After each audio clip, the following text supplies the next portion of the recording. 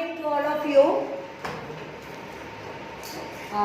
મિત્રો, આજે આપણો વિષય છે નર્સિંગ, ફંડામેન્ટલ ઓફ નર્સિંગ, અને એમાં આજનો ટોપિક છે આપણે ક્લાસિફિકેશન ઓફ હોસ્પિટલ્સ. તો તે પહેલાં આપણે એક ચર્ચા કરી લઈએ કે વિશ્વ આરોગ્ય સંસ્થાએ જે આરોગ્યની તંદુરસ્તીની જે વ્યાખ્યા કરી છે એ વ્યાખ્યા પ્રમાણે તંદુરસ્ત રહેવું એ દરેક મનુષ્ય જાતિનો અધિકાર છે. દરેક ઇટ ઇઝ ફંડામેન્ટલ રાઇટ. તો એને માટે શું, તો તંદુરસ્તીની વ્યાખ્યા વિશ્વ આરોગ્ય સંસ્થાએ જે કરી છે એ છે health is a state of completely physical, mental and social well-being, not merely an absence of diseases and infirmity. એનો મતલબ એમ છે કે તંદુરસ્તી એટલે ફક્ત શારીરિક, માનસિક, બીમાર ન હોવું એટલું જ નહીં, પણ શારીરિક, માનસિક, આર્થિક અને આધ્યાત્મિક, સામાજિક આ બધી જ રીતે તંદુરસ્ત વ્યક્તિ હોય એને તંદુરસ્ત કહેવાય. તો તંદુરસ્તી માટે કેટલાક નક્કી કરેલા નિયમો છે, છતાં પણ એમાં કંઈ પણ ફેરફાર થાય, એમાં કંઈ પણ તકલીફ થાય તો આપણે બીમાર પડીએ. તો વ્યક્તિની તંદુરસ્તી સારી રહે અને વ્યક્તિ તંદુરસ્ત રહે એના માટે, સમાજ તંદુરસ્ત રહે એના માટેની આપણા સરકારની પણ કેટલીક જવાબદારી છે. એને માટે નવી જુદી જુદી એજન્સી કામ કરે છે.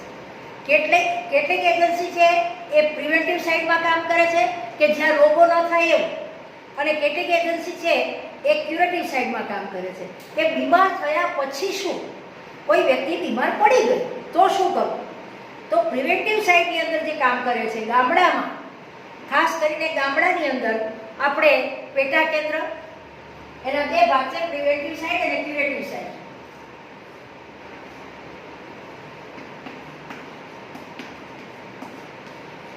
અને ક્યુરેટિવ. તો ગામડાની અંદર જે કામ છે તો પેટા કેન્દ્રમાં એક આરોગ્યના કર્મચારી હોય અને એક ભાઈ અને એક બેન હોય, નર્સ અને એક મેલ વર્કર હોય. એ કામ કરે. એ ગામડામાં હાઉસ ટુ હાઉસ ફરી અને લોકોની તંદુરસ્તીને લગે જાગૃતિ કેળવે, લોકોને સમજણ, આરોગ્ય શિક્ષણ આપે, અને જો કોઈ બીમાર હોય, સામાન્ય બીમારી હોય તો સામાન્ય બીમારીની સ્થળ પર સારવાર આપે. પણ જો એનાથી વધારે સારવાર ન આપી શકાય એવી હોય તો એ આરોગ્ય કેન્દ્ર ઉપર રિફર કરે. તો આવા 4 થી 5 પેટા કેન્દ્રની વચ્ચે એક આરોગ્ય કેન્દ્ર હોય. એ આરોગ્ય કેન્દ્રની અંદર પ્રિવેન્ટિવ સાઇડ તો હોય જ, પણ સાથે સાથે સામાન્ય તો થોડી નોર્મલ પ્રસૂતિ કરાવવી, પાટાપટ્ટી છે કે કોઈ સામાન્ય રોગ છે, શરદી, ઉધરસ, તાવ, એવા સામાન્ય રોગોની સારવાર આપવી, લેબોરેટરી ટેસ્ટ થોડા ઘણા કરવા, દાખલા તરીકે પેશાબમાં સુગર જાય છે કે આલ્બ્યુમિન જાય છે એ જોવાનું, કે પછી ટીબીનો ગળફો જોવાનો, કે મેલેરિયાની સ્લાઇડ જોવાની. આવું નાના સામાન્ય કામ ત્યાં આરોગ્ય કેન્દ્ર પર થાય છે. પણ એ પણ પ્રિવેન્ટિવ સાઇડ ઉપર વધારે ફોકસ કરે છે. એના ઉપર છે કોમ્યુનિટી હેલ્થ સેન્ટર. ત્યાં આગળ થોડી વધારે સ્પેશિયાલિટી હોય છે અને ત્યાં આગળ થોડી પથારીઓ વધારે હોય છે. ત્યાં આગળ નિષ્ણાત ડૉક્ટર પણ એક વધારાના હોય છે, અને એ પણ દર્દીને એક થોડું વધારે તકલીફ હોય તો ત્યાં એને દાખલ પણ કરે છે અને એને ક્યુરેટિવ સાઇડમાં કામ કરે છે. પ્રિવેન્ટિવ સાઇડ ઓછી અને ક્યુરેટિવ સાઇડ વધારે કરે છે. હવે છે આપણે ખાસ કરીને આપણો આજનો ટોપિક છે ક્લાસિફિકેશન ઓફ હોસ્પિટલ્સ. તો હોસ્પિટલ એટલે શું? તો મોટા ભાગે હોસ્પિટલના પ્રકાર જુદા જુદા છે. તો એમાં એક છે સરકારી, કે જે સંપૂર્ણ સરકાર ચલાવે છે. હોસ્પિટલની અંદર જુદા જુદા વિભાગો હોય છે, જુદા જુદા નિષ્ણાતો હોય છે, ત્યાં થોડાક તાલીમના કાર્યક્રમો ચાલતા હોય છે, ત્યાં આગળ લેબોરેટરી હોય છે, ત્યાં આગળ પોસ્ટમોર્ટમ પણ થતું હોય છે. આવા જુદા જુદા ઘણા બધા વિભાગો, દરેક વિભાગના નિષ્ણાતો ત્યાં આગળ હોય છે. એવી જિલ્લા લેવલે મોટા ભાગે હોસ્પિટલ હોય છે. પછી જિલ્લા લેવલથી ઉપર આપણે સ્ટેટ લેવલની હોય છે, એટલે કે દરેક રાજ્યમાં મોટી હોસ્પિટલ હોય છે. અને એનાથી આગળ આપણે કેન્દ્ર શાસિત હોસ્પિટલ, જે કેન્દ્ર સરકાર દ્વારા સંચાલિત હોસ્પિટલો હોય છે, એટલે કે નીચેથી ઉપર તરફ આપણે જઈએ છીએ.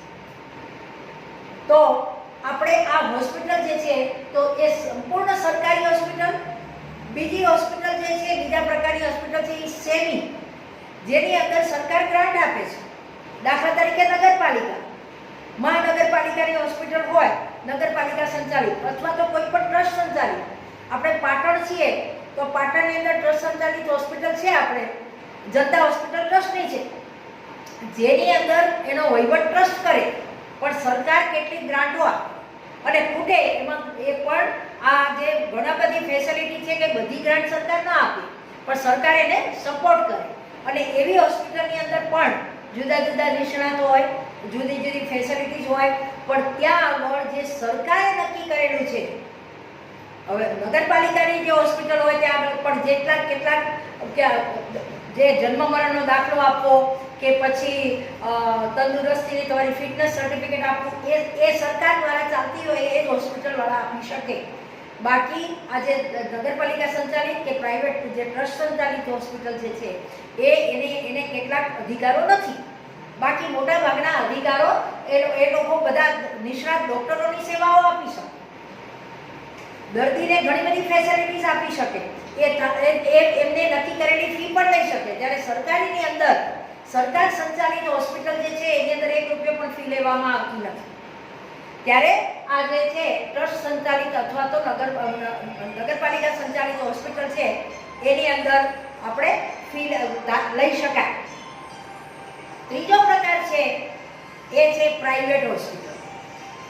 પ્રાઇવેટ હોસ્પિટલ જે છે એ પ્રાઇવેટ ડોક્ટરો, એટલે કે પોતે જે નક્કી કરેલા, એટલે પોતે વ્યક્તિગત રીતે, જેવી રીતે આપણે પ્રાઇવેટ સંસ્થા કોઈ પણ ચલાવતા હોઈએ તો એ નક્કી કરેલી ફી પણ લે, નક્કી કરેલા દર્દીઓને પણ દાખલ કરે.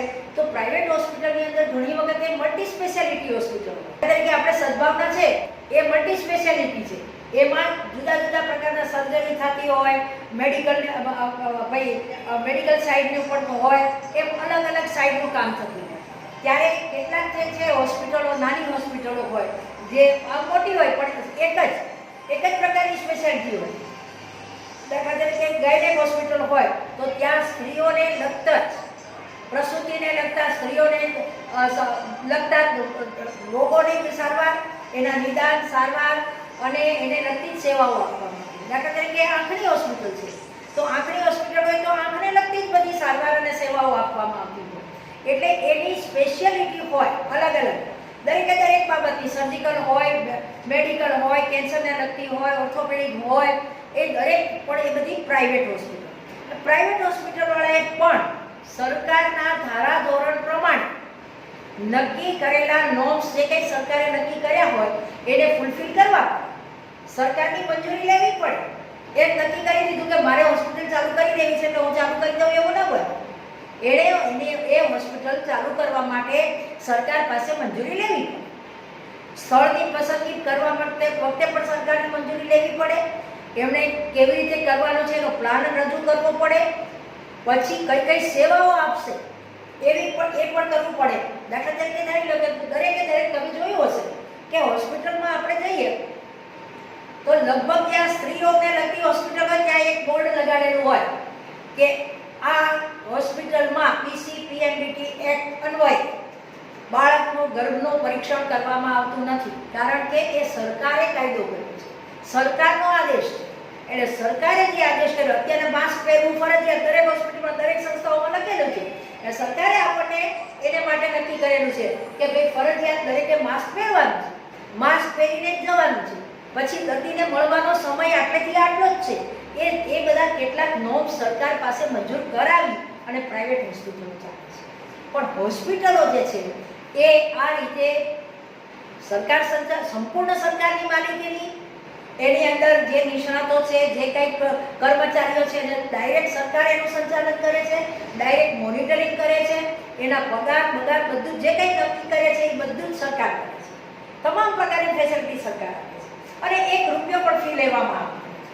ત્યારે બીજા પ્રકારની જે છે જે સેવી, એની અંદર ફી લેવાની પૂરેપૂરી છૂટ છે પણ એના નક્કી કરેલા નોર્મ્સ પ્રમાણે, મરજીમાં આવે એમ નહીં. અને એને સરકાર અનુદાનિત એટલે સરકારનું મોનિટરિંગ તો રહે જ. જ્યારે કોઈ પણ સરકાર જ્યારે એની અંદર 5 રૂપિયા આપતી હોય, મદદ કરતી હોય, ત્યારે સરકારી ઓડિટ પણ થાય અને સરકાર એની અંદર ઇન્ટરફિયર પણ કરી શકે. જ્યારે પ્રાઇવેટ હોસ્પિટલની અંદર ફક્ત સરકાર પાસે હા છતાં પણ સરકારના નીતિ નિયમ પ્રમાણે જો ઇન્સ્પેક્શન થાય તો ઇન્સ્પેક્શન કરવાનો સરકારી અધિકારીઓને અધિકાર છે.